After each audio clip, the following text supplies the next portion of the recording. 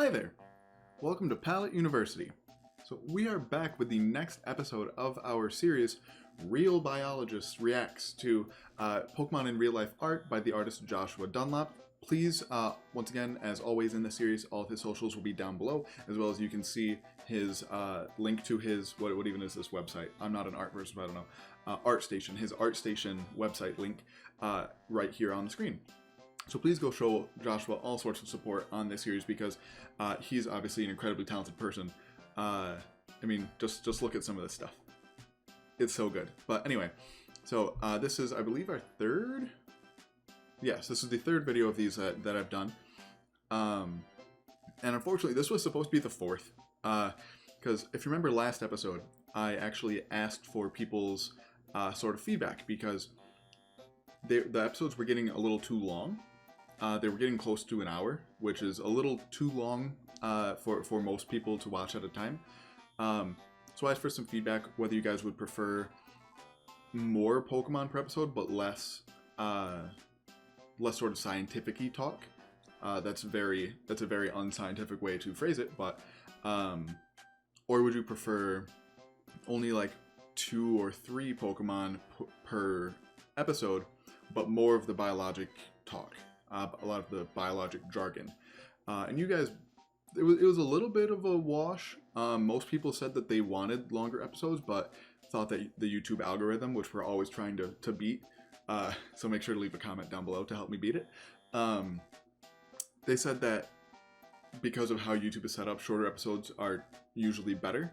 So I decided that I was going to do on the week where I do these series, because I sort of have a rotation going, but on the week of this series, I was going to do basically one on Tuesday and one on Friday, where I do 3 or 4. So I was either going to do a 3 Pokemon evolutionary line or 2 Pokemon evolutionary lines in each of them, to make up for not having a full hour, basically.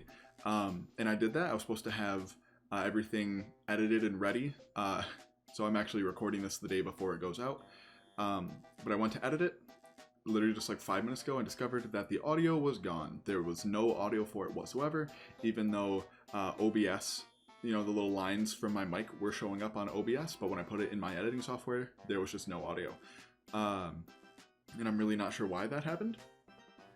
But we're here. So instead of 2, we're going to get 1 this week. Next time, it's sort of this series' turn on the channel. We will be doing 2, 1 on Tuesday and 1 on Friday, so keep an eye out for those. But I guess with that, let's get into this episode where we talk about some of the real classic Gen 1 Pokemon. So we're going to be talking about 2 different evolutionary lines in Generation 1, the Pikachu line and the Meowth line.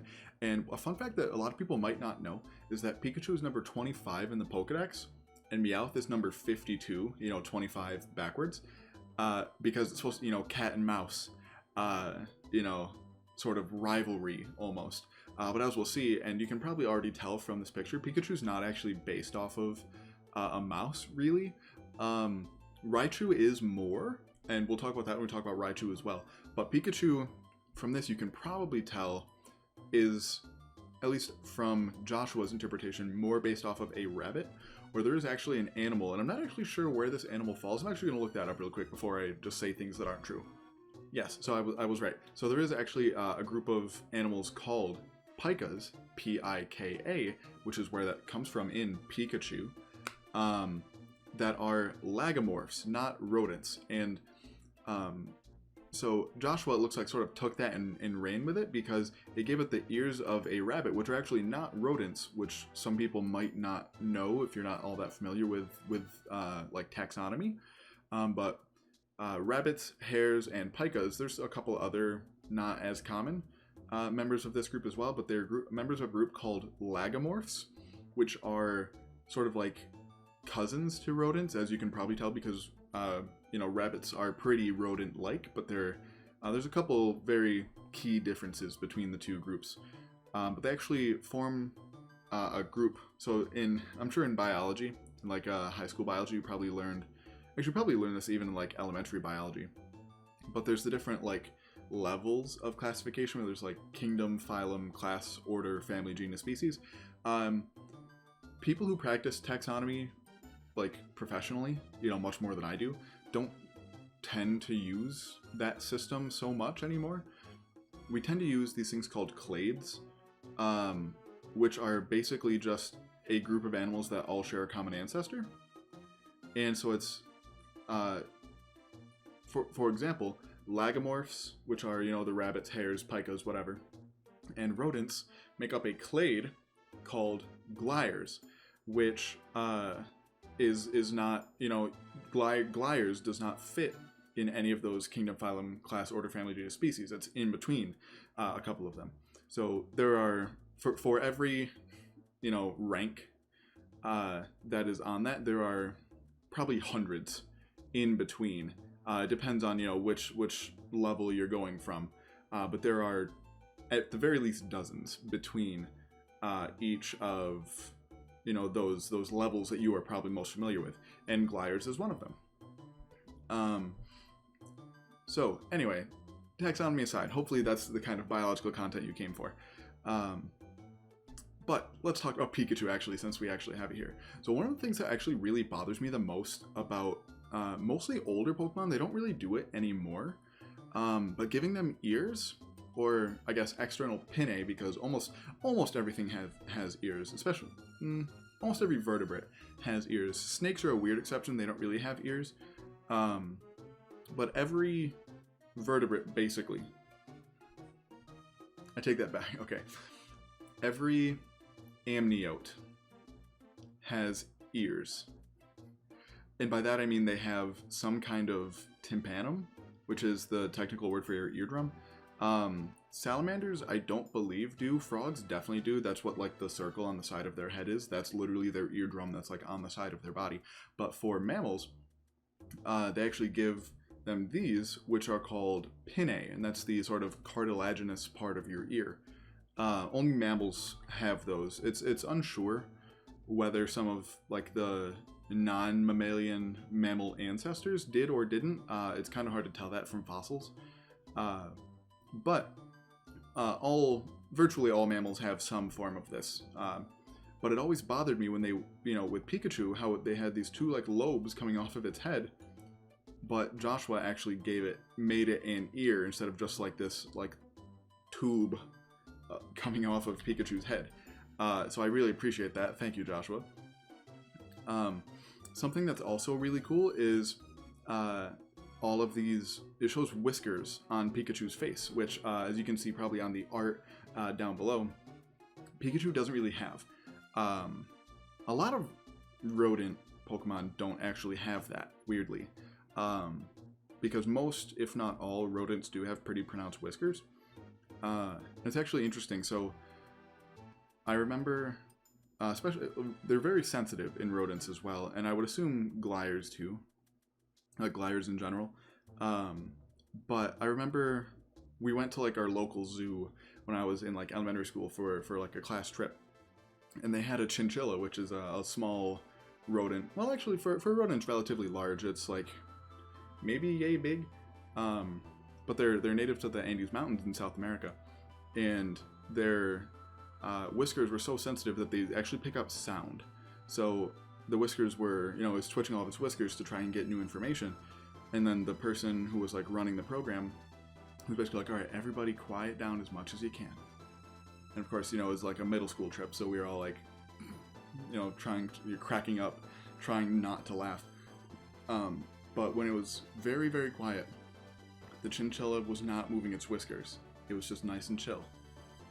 And then as soon as somebody just sniffed or something like that, all the whiskers, twitched all over again. And I thought that was really cool. So with whiskers being so prominent in rodents and I feel like less so in lagomorphs, but I think they're still there. But I feel like it was really cool of Joshua to show them. It's also really interesting. I really like that he shows these eyes are very characteristic of gliers in that they're very like beady. They don't have the sclera, which is like the white part of your eye.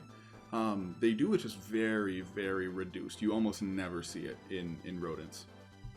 But that's a very like characteristic rodent or lagomorph eye.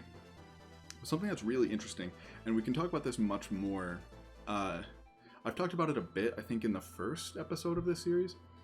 But we'll talk about it more with these guys because it's a good example of contrast between it. But there's different kinds of ways that animals walk. So there's 3 main ways. Bats are weird, so we don't really include them.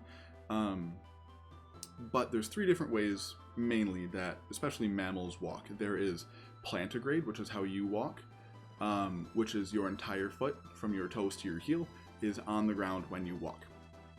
Such as this. So Pikachu's toes are here, and its heel is here. So this entire thing is its foot. So right here, it is plantigrade. But when you look at here, it is just the little toes, and it probably walks, just like with right here. I doubt that like the ball of its hand really ever touches the ground. So in that sense, these would be digitigrade, which means that you're walking on your toes. And then there is, we don't see it here because none of these Pokemon will do it. But there's also what hooved animals, such as horses and cows do, which is called unguligrade, which is literally like you're walking just on the end of your toe. So that's basically how all mammals walk. Like I said, bats are weird. We don't really count them. But Lagomorphs are interesting in that a lot of them tend to be plantigrade on the back and then digitigrade on the front, which isn't all that common. For the most part, it's your hind limbs tend to do the same thing that your forelimbs do. If you look at, for example, like your cat, and I'm sure we'll talk about this more with Meowth and Persian, but your cat, when it's walking and not resting, is always on its toes. It is always digitigrade. When they're resting, things get a little different, which we'll talk about with the cats. And then, of course, also a really cool reference that rodents and lagomorphs as well, not as much lagomorphs, but definitely rodents, need to always be chewing things because their teeth constantly grow. So your teeth, you have 2 sets of teeth, your baby teeth and then your adult teeth. But rodents, especially their incisors, they never stop growing. So if they don't grind them down, which is why if you have a pet rodent or rabbit, you need to give them like salt or hard things to chew on, or their lower teeth will become so long that when they open their mouth, the teeth will be below their chin and they won't be able to eat. Either that, so they'll either starve to death for that, or their lower incisors will grow into the roof of their mouth and like stab themselves in the brain and they'll die that way. So if you have a pet rodent or rabbit, give them something hard to chew on. Anyway, and then of course the obligatory little spark of electricity coming out of the cheeks, because it's Pikachu. And I think that's pretty much all I wanted to say for Pikachu, so let's move on to Raichu.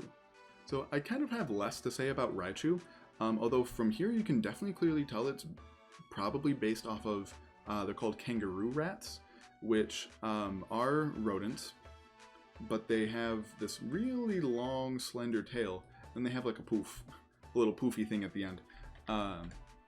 So that's kind of what this is reminding me of, although Raichu's face, with the exception of the really sort of beady eyes, its face reminds me kind of a cat in this pose, and I'm not sure why.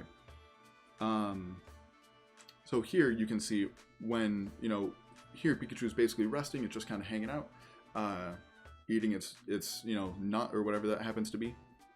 And then there's Raichu, who's like in an active stance, who is digitigrade basically solely,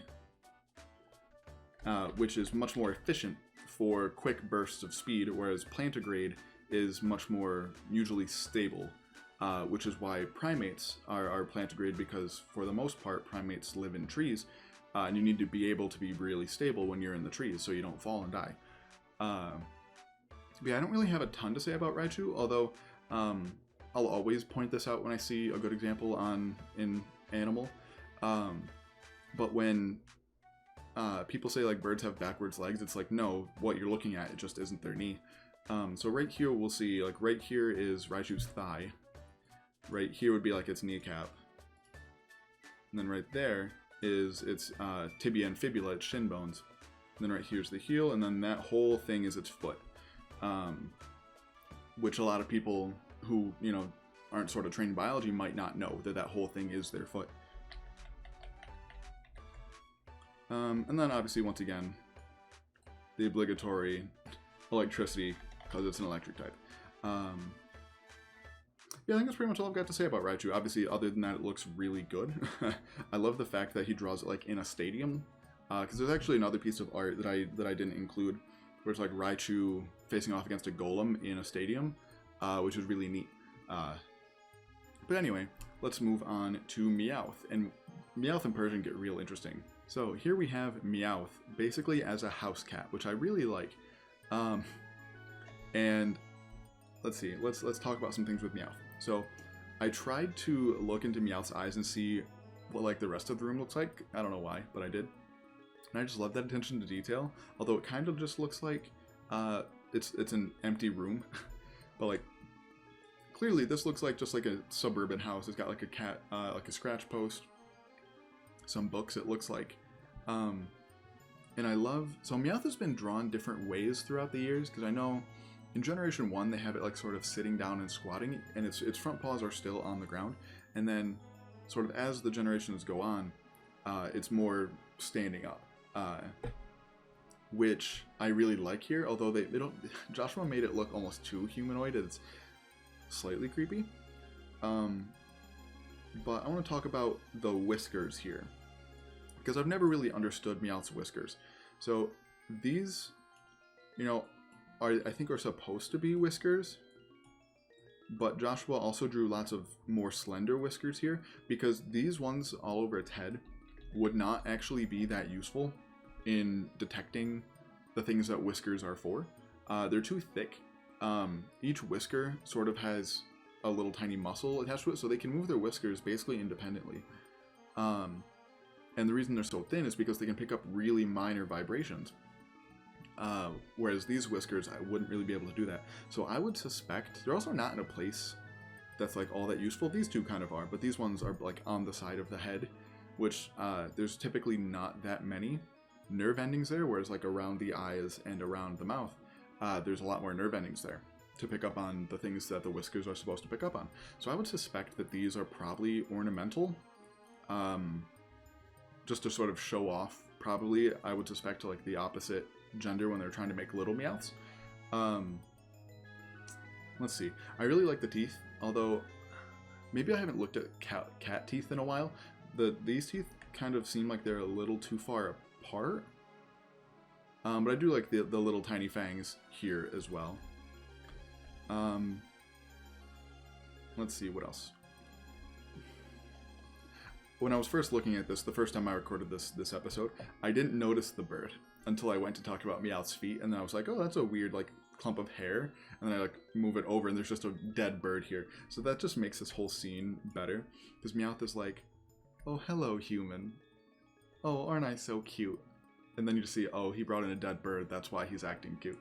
But yeah, very similar structure to what we just saw with Raichu, where this is very clearly digitigrade, where it's only on the toes and the rest of the foot is sort of elevated to provide a more spring-like function in running. But yeah, I really like Meowth in this pose. I also have always been sort of curious about when people draw like an animal's tail like that, because that can't be, that must be painful. I know we've bred dogs. For example, I had a dog growing up who was a Yorkie Maltese mix, and his tail was curled very tightly over his back. And that's just not natural. So I was kind of curious to see how Joshua would do this, and he just kept it, you know, canon, which makes sense. But yeah, that would just be kind of painful, I think. But I think that's pretty much all I want to talk about with Meowth. So let's move on to probably the best looking picture in this, you know, set of four, which is Persian.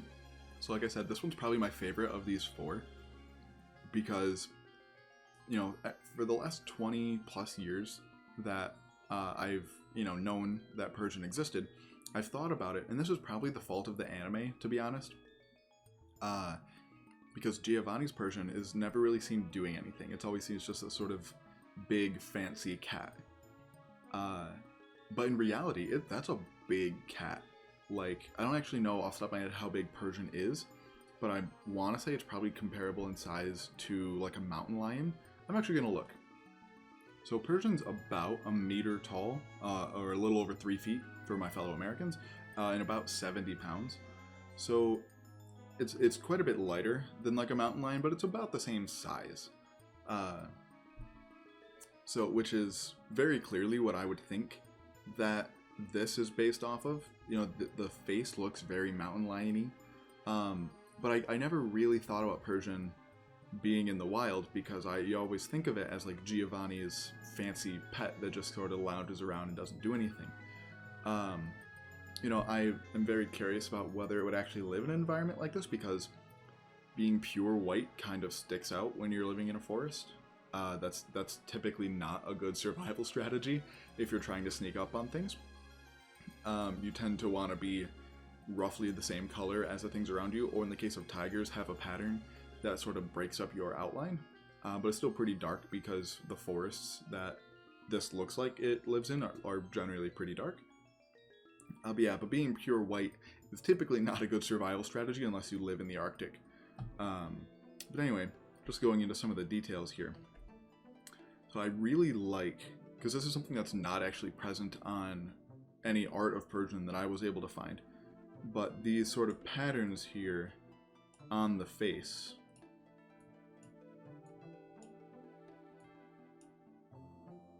And like there's a little bit of it below the eyes as well.